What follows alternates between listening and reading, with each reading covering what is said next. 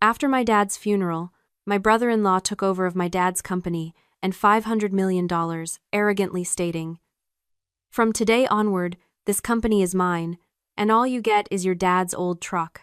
However, when I started the truck's engine, the navigation system suddenly activated, guiding me to a location preset by my dad. I was surprised when I arrived, because a big surprise was waiting for me. Drop a comment and let me know where you're listening from and what time it is for you right now. Also, can you believe it is already 2026? Happy New Year to this amazing family. I hope this year brings you strength and new beginnings. If you want to support the channel and see more stories like this, please show some love in the comments. It really helps us grow. Now, back to the story. It was raining. Of course it was. Richard stood there under his oversized black umbrella, looking like he had just won the lottery instead of burying a father-in-law. He tossed the keys at me. They were jagged, rusty, and smelled like insult. "Stick to your flowers, Morgan," he sneered, smoothing his expensive suit. "Leave the business to the men." I didn't scream. I didn't cry. I just gripped the cold metal until it bit into my palm, turned my back on the empire I helped build, and climbed into the driver's seat. The van smelled like peppermint gum and stale tobacco. My father. It was a sensory ambush, hitting me the moment I pulled the door shut, sealing myself inside a metal box that felt more like a tomb than a vehicle. For a second, just a single heartbeat, my throat tightened.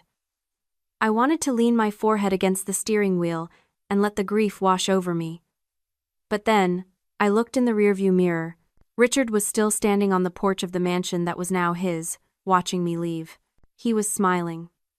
That smile evaporated my tears instantly. Grief was a luxury I could not afford. Rage was fuel, and I had a full tank. I turned the key. The engine sputtered, coughing like a dying man, before roaring to life with a defiant rattle. I shifted the heavy gear stick and drove, leaving the gravel driveway of the estate behind without looking back. "Stick to your flowers," he had said, as if nurturing something was a weakness, as if building something from the dirt up wasn't the hardest work in the world. For the last 3 years, while cancer ate my father from the inside out, I was the one changing IV bags. I was the one managing the morphine drips and holding his hand when the pain made him forget his own name. Where was Richard? He was on the golf course. He was networking. He was managing the company into stagnation while waiting for the old man to die.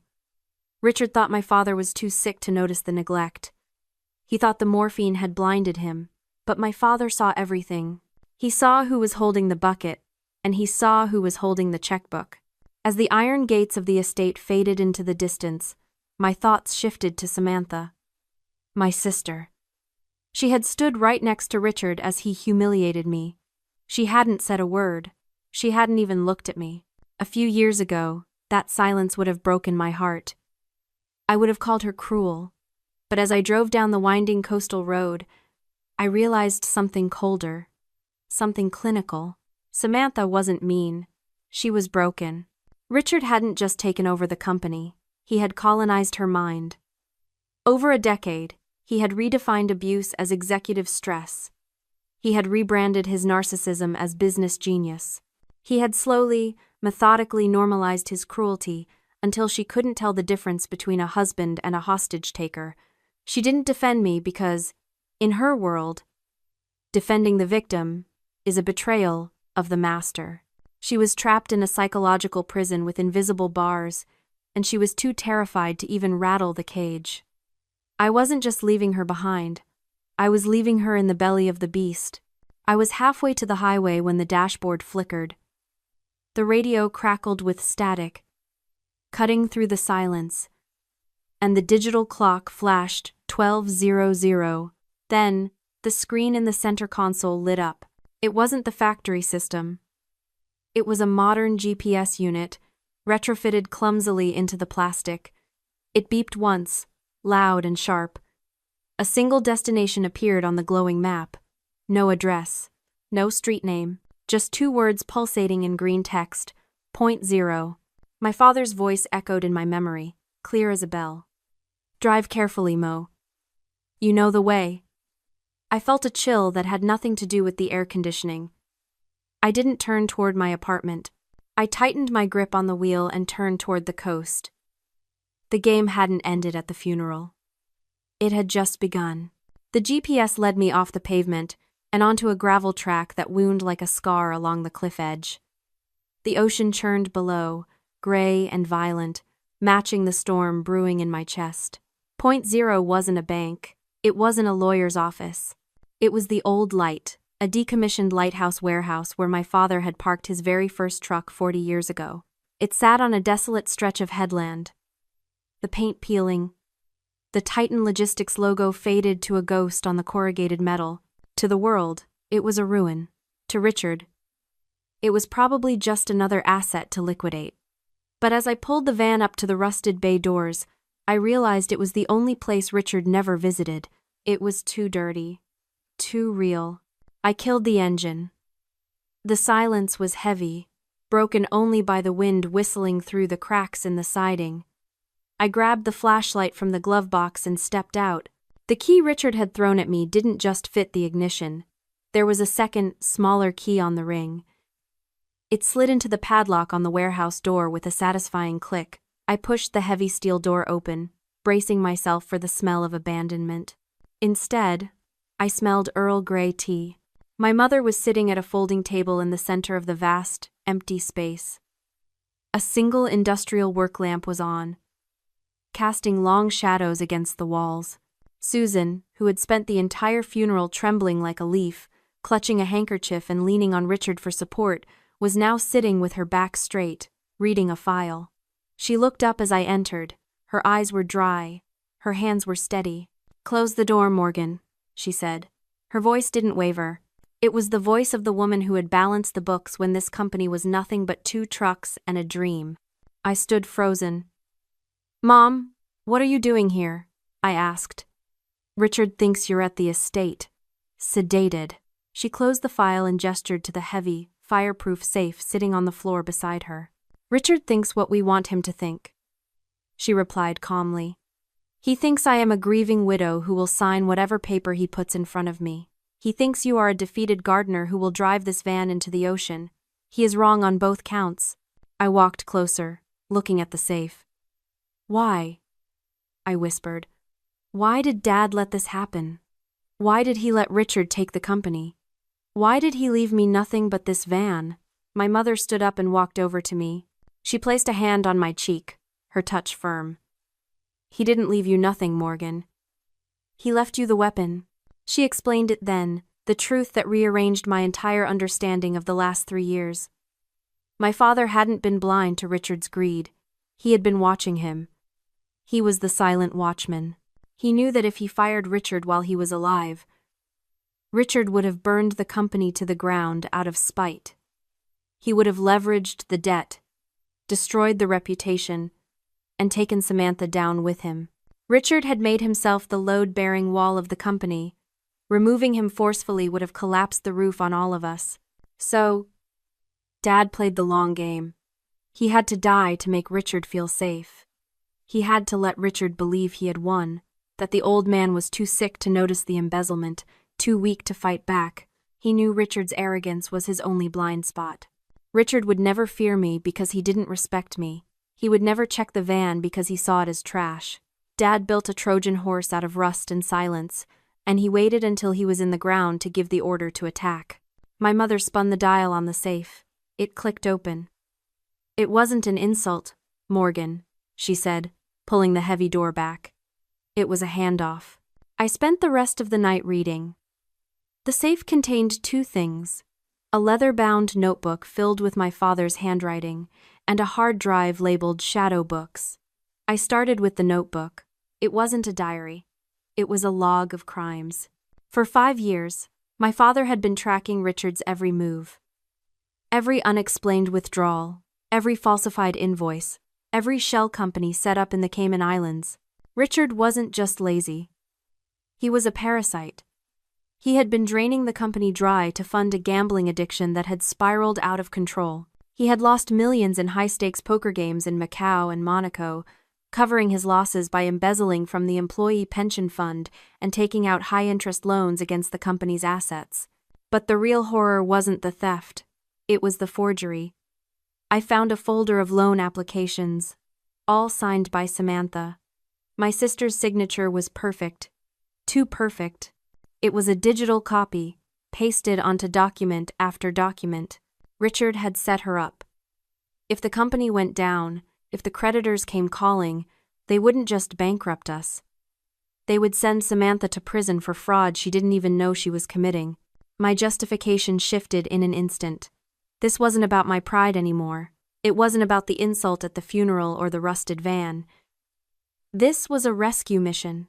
Richard had turned my sister into his human shield. I looked up from the papers. The sun was rising over the ocean, painting the sky in bruises of purple and red. My mother was asleep in a chair, wrapped in a blanket. She looked peaceful for the first time in years, unburdened by the secret she had kept to protect us. I walked to the window. Outside, the rusted van sat in the tall grass, catching the first light. It looked sturdy, unpretentious, dangerous. Richard saw a gardener when he looked at me. He saw someone who played with dirt, someone small and inconsequential. He didn't realize that gardeners know exactly how to prune a disease before it kills the whole tree. He didn't know that we aren't afraid to get our hands dirty. I closed the notebook. The fear that had lived in my chest since the funeral evaporated, replaced by a cold, sharp clarity. Richard had built his empire on lies and leverage. He thought he was untouchable because he held the keys to the castle. But he didn't know I held the blueprints to the foundation. And I knew exactly where to plant the dynamite. I didn't storm the castle. Not yet. I went back to work. I put on my muddy boots and my canvas jacket, and I spent my days designing Zen gardens and pruning roses for the wealthy clients Richard despised. To the world, I was the defeated sister, the one who had accepted her lot in life. To Richard, I was invisible. That was my greatest advantage. While Richard was busy buying a 70-foot yacht he couldn't afford and firing the logistics managers who dared to question his vision, I was busy meeting them. I used the operational cash from the safe my father's war chest to hire the best forensic accountant in the state. Then, I started making calls. I met the old guard, the board members Richard had ousted or alienated in places Richard would never set foot in. Greasy spoons on the highway. Public parks. The back of my nursery. I drove the rusted van to every meeting. It became a symbol. When I pulled up, they didn't see a failure. They saw Robert's daughter driving Robert's truck. They saw continuity. They saw respect. I showed them the shadow books. Not all of it, just enough to scare them. Just enough to prove that their dividends were being funneled into a black hole in Monaco. One by one, their skepticism turned to rage. One by one, they signed their proxy votes over to me.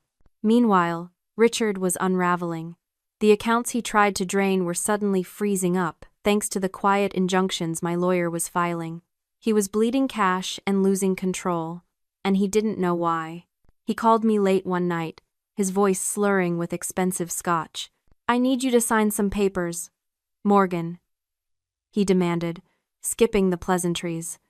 "Just some restructuring forms for the estate. I need to liquidate a few legacy assets to streamline operations." "I don't understand these legal things, Richard," I said, playing the part perfectly. "You know I'm not good with business. Maybe we should wait until the quarterly board meeting? I can bring them then." "Don't be stupid," he snapped. "Just sign them and I'll give you $5,000. Buy yourself some new shovels." "I'll see you at the meeting, Richard," I said, and hung up. I looked at the calendar on my wall. The quarterly meeting was in 3 days. I had the votes. I had the evidence. I had the element of surprise. Richard thought he was walking into a coronation. He didn't know he was walking into an execution. The quarterly board meeting was held in the glass-walled conference room on the top floor of the Titan Logistics Tower. Richard sat at the head of the mahogany table, looking worse for wear. His eyes were bloodshot, his tie was loose, and he radiated the desperate, aggressive energy of a cornered animal. He didn't look like a CEO. He looked like a man trying to outrun a tsunami. "Let's get this over with," he barked, not even looking at the agenda. I'm moving to dissolve the current board structure and consolidate executive power. We need agility, not committees. The room was silent. The remaining board members, the few sycophants he hadn't fired yet, looked nervous. They knew the company was bleeding, but they were too afraid to speak. The heavy double doors swung open. I walked in. I wasn't wearing my canvas jacket. I was wearing a tailored navy suit that cost more than Richard's yacht deposit. Behind me walked two men, Arthur Sterling, the forensic accountant, and Detective Miller from the fraud squad. Richard looked up, confused. Then he laughed, a brittle, nervous sound. "What is this? Bring your daughter to work day? Go back to your flowers, Morgan. The adults are talking." I didn't say a word. I walked to the front of the room, plugged my laptop into the presentation system, and projected a single image onto the massive screen behind Richard. It wasn't a graph. It was a scan of a loan application for $5 million, signed by Samantha. Next to it, I projected the digital metadata, proving the signature had been copy-pasted from a birthday card. "I'm not here to talk about flowers, Richard," I said, my voice calm and carrying to every corner of the room. "I'm here to talk about the $40 million you embezzled." Richard's face went white. Then, red. He stood up so fast his chair tipped over. "You're lying. This is proprietary data. Security." "Sit down," I said. "It wasn't a request, it was an order. I own the debt, Richard. I bought the outstanding loans this morning. I control 60% of the voting shares, and I have the shadow books." I clicked the remote. The screen filled with rows of numbers, his secret withdrawals, his gambling losses, the shell companies. The room gasped. Richard looked at the screen, then at me, then at the door, and then he broke. It wasn't anger. It was a collapse. The narcissistic injury. The moment the false self, the genius CEO, the big man shattered into a million pieces. He didn't attack me. He started crying. Not tears of remorse, but tears of self-pity. "It wasn't my fault," he screamed, his voice cracking. "The market turned. I was trying to save us. It was your father. He set me up. He knew. He wanted me to fail." Then he turned on Samantha, who had just walked in the door. "And you never supported me. You just wanted the money. I did this for you." He was unraveling, blaming everyone but himself, shrinking before our eyes until he was just a small, pathetic man in an expensive suit. He looked at me, begging. "Morgan, please, we're family. Don't do this." I looked at him, cold as the ocean. "We aren't family, Richard. You're just a bad investment." I nodded to Detective Miller. "He's all yours." Richard was escorted out in handcuffs, screaming about lawyers and conspiracies until the elevator doors finally slid shut, cutting off his voice. The silence that followed was heavy, broken only by the hum of the projector. Samantha stood by the door, staring at the screen where her forged signature glowed in high definition. She looked at it for a long time. Then she looked at me. The spell was broken. The years of gaslighting, of being told she was crazy, of being made to feel small so Richard could feel big, it all shattered under the weight of undeniable proof. She didn't scream. She wept. It was a quiet, devastating sound, the sound of someone mourning the years they had lost. I walked over and put my arms around her. "I'm sorry," she whispered into my shoulder. "I'm so sorry, Mo." "It's okay," I said, holding her tight. "He's gone. We're safe." In the weeks that followed, the company went through a painful but necessary detox. I took the CEO chair temporarily, just long enough to stabilize the ship. I hired Arthur Sterling as the CFO and brought back one of the ousted board members, a woman named Elena who had been my father's right hand, to serve as interim president. I realized quickly that I didn't want the corner office. I didn't want to live in a glass tower. My place was designing the culture, ensuring that the roots of the company were healthy, not pruning the leaves. Samantha filed for divorce and started therapy. It wasn't easy. The financial fallout was messy, and the emotional scars were deep.